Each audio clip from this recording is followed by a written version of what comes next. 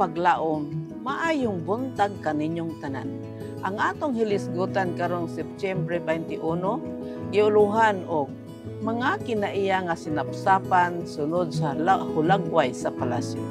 Ang atong teksto makita sa Salmo 144, versikulo 12. Sa diha ang among mga anak nga lalaki, mga himo nga ingon sa mga tanom nga managpanubo sa ilang pagkabatanon.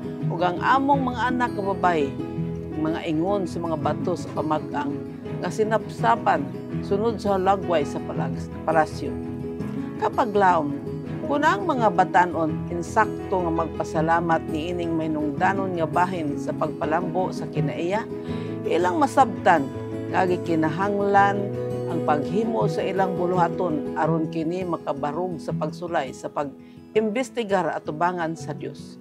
Ang pinakamapainobsanon o pinakahuyang pinaagi sa pagpadayon sa paningkamot diha sa pagsukol batok sa tentasyon o nagapangita og kaalam gikan sa kataas-an makahimo sa pag-abot sa mga dapit nga habog nga sa pagkakaron daw sa dili mahitabo.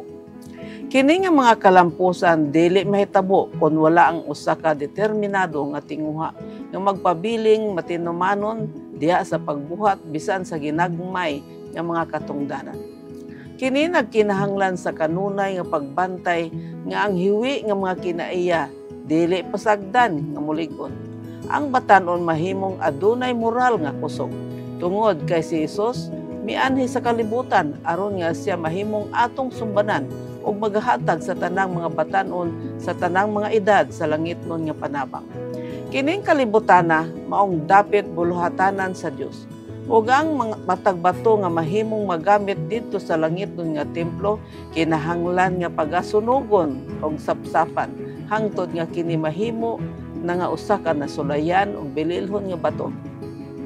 Angayan sa kabutangan niining diha sa gambalay sa Ginoo.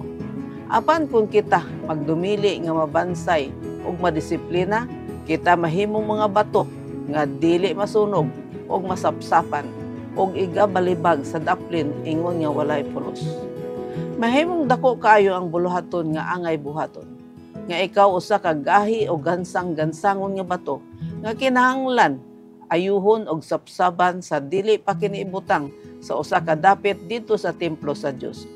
Dili kita angay mahibulong kung uban sa martelyo ug tigib ang Dios magaputol sa hait nga mga daplin sa imong kinaya hangtod nga ikaw mamahimong andam sa pagpahiluna dito sa dapit nga iyang giandam alang kanimo.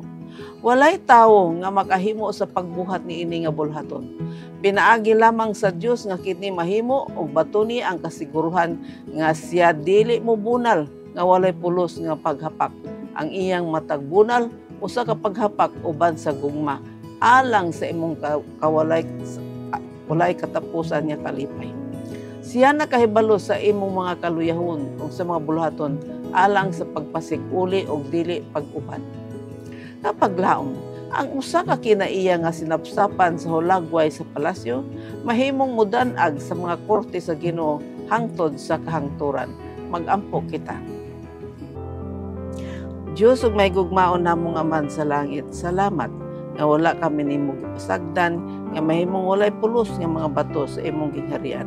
Sapsapan mo kami sa among gansangon nga mga kinaya ug imong lig-unon aron mahimong angay sa imong gingharian. Sa ngalan ni Jesus. Amen.